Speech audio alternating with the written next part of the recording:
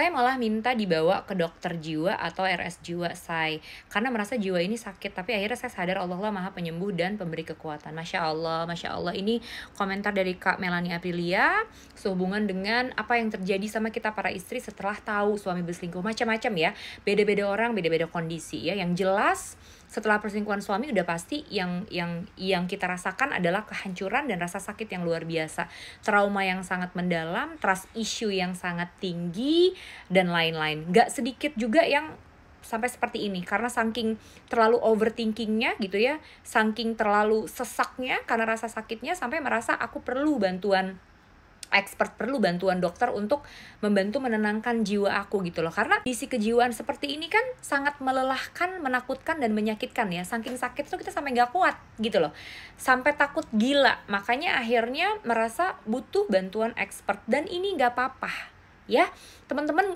gak usah ragu untuk minta bantuan expert supaya kita dibantu biar jiwanya lebih tenang, biar bisa memulihkan semua luka-luka yang kita rasain di batin kita, di jiwa kita. Gak berarti teman-teman ini gak waras, depresi, gila, belum tentu ya.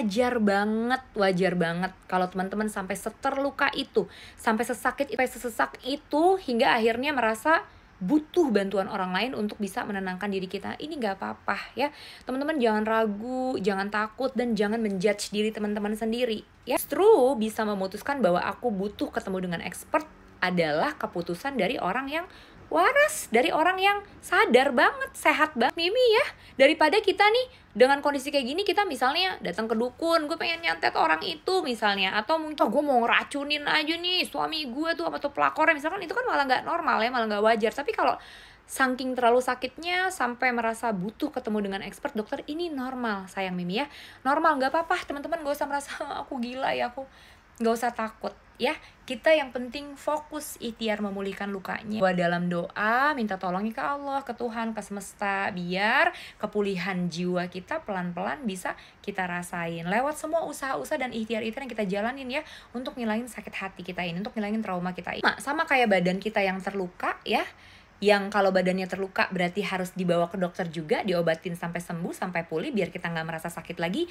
Jiwa juga begitu ya, jiwa yang terluka secara otomatis akan mengeluarkan begitu banyak rasa-rasa negatif, hingga kalau rasa-rasa negatifnya semua mau hilang ya harus dipulihkan, harus diobatin luka-luka di jiwa. Ada yang bisa memulihkan dan mengobati luka di jiwanya sendiri ya, lewat ibadah, mungkin lewat pengajian, lewat kegiatan-kegiatan baru, lewat hobi, lewat positive thinking, macem ya. Yang jelas tiap-tiap orang punya cara-caranya masing-masing untuk bisa recover, untuk bisa pulih dari sebuah ujian yang sangat berat untuk jiwa. Tapi teman-teman perlu tahu, kenapa sih kita tuh jadi setelah perselingkuhan suami kita tuh jadi sakit banget, jadi sesak banget, jadi nangis melulu, jadi kayak orang gila, jadi kayak orang gak waras. Kenapa sih?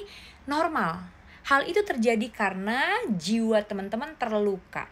Jiwa yang terluka sama seperti raga yang terluka akan mengeluarkan rasa sakit. Nah, rasa sakitnya jiwa itu bentuknya beda-beda. Rasa sakitnya jiwa yang terluka itu misalnya jadi sering bengong, nangis terus, emosinya tidak terkontrol, jadi sering merasa sesak, jadi sering overthinking, jadi ngungkit-ngungkit melulu, jadi nangis melulu, jadi nggak bisa ngapa-ngapain ya, jadi di kamar doang, jadi takut bersosialisasi, jadi sulit percaya, jadi macam-macam. Nah, ini adalah rintihan-rintihan dari jiwa yang terluka ya. Nah, kalau rintihan-rintihan ini semua mau dihilangkan, secara otomatis berarti sumber permasalahannya atau sumber lukanya yang harus dipulihkan, yang harus disembuhkan. Nah, kalau kita nggak bisa memulihkannya sendiri, it's okay. Itu adalah sebuah keputusan yang tepat dan waras banget ya. Bukan berarti teman-teman gila, no. Bukan berarti teman-teman ini udah nggak waras, enggak sayang. Teman-teman cuman jiwanya lagi terluka sehingga mengeluarkan rintihan. Dan kalau rintihan atau rasa sakitnya mau dihilangkan, berarti lukanya yang harus dipulihkan. Teman-teman yang udah pada ikutan sesi ya, langsung sharing one-on-one sama Mimi, yang ketemu psikiater terus udah sampai minum obat penenang, minum obat tidur misalnya karena insomnia udah berbulan-bulan berkepanjangan, ini juga banyak. Teman-teman gak sendiri ya. Kalau teman-teman lagi ada di situasi seperti ini, teman-teman gak sendiri, teman-teman gak gila, teman-teman gak lemah. Teman-teman jangan takut, karena banyak juga yang mengalami ini. Kita semua berjuang dan berikhtiar untuk bisa keluar dari ujian yang ini. Dan hebat menurut Mimi kalau teman-teman masih terus berjuang biar bisa pulih, biar bisa kembali normal, biar bisa kembali berfungsi maksimal lagi seperti biasa. Ini hebat, masih waras dan baik-baik saja. Sedikit masukan dari Mimi mungkin untuk bisa memudahkan fase ini, salah satunya adalah dengan melepaskan keinginan suami baik dan berubah. Melepaskan keinginan menyadarkan suami, membuat suami sadar bahwa perbuatannya salah dan sudah melukai. Menurut Mimi ya, selama kita masih memiliki keinginan ini, keinginan suami baik dan berubah, keinginan suami sadar, maka selama itu pula uncertainty, kebimbangan, dan ketakutannya itu semakin dalam. Karena apa? Karena mau suami baik dan berubah, mau suami sadar saat suami sudah melakukan kesalahan yang besar, itu kan seperti gambling ya.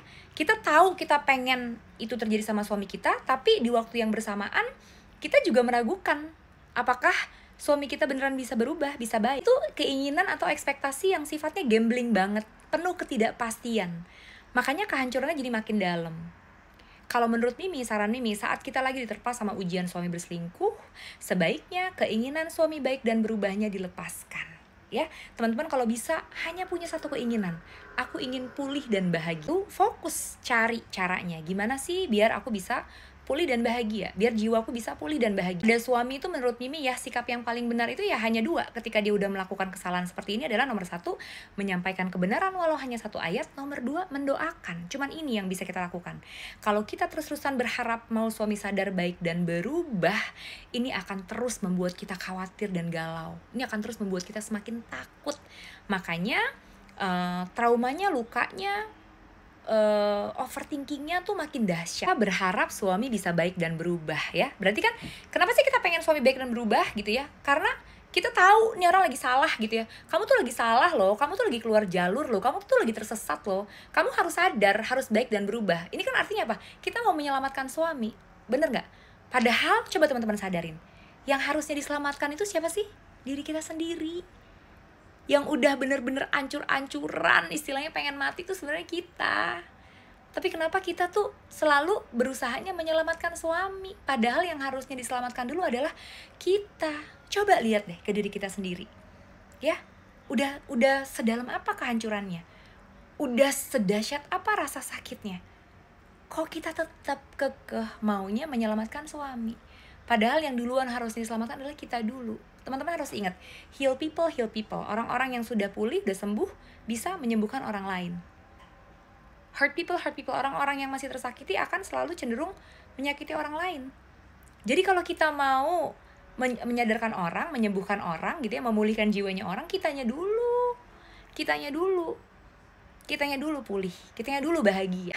Baru insya Allah bisa mungkin membantu menyadarkan suami tanpa memaksa, tanpa punya ekspektasi yang berlebihan. Jadi saran dari Mimi itu, kalau teman-teman mau segera bisa recover, pulih dari ujian suami berselingkuh, keinginan aku mau suami sadar baik dan berubahnya pelan-pelan harus dilepaskan, ganti ke keinginan aku mau pulih dan bahagia, lalu fokus ikhtiar mencari cara-cara supaya jiwaku bisa pulih dan bahagia. Tujuan atau keinginan menentukan sikap. Coba dirasain. Kalau kita inginnya suami sadar baik dan berubah, kita akan selalu nasehatin dia. Kita akan selalu marahin dia. Kita akan selalu ngingetin dia tentang kesalahan-kesalahannya. Sehingga kondisi rumah itu menjadi seperti neraka.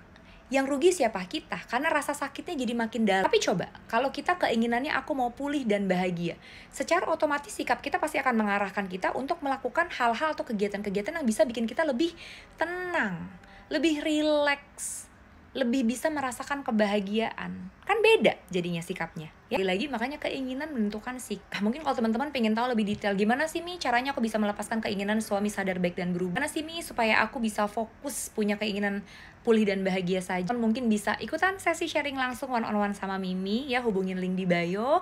Kita ngobrol sampai detail tentang bagaimana sih caranya aku bisa fokus ke keinginan pulih dan bahagia saja. Teman semangat ya, this too shall pass. Sayang Mimi, I love you.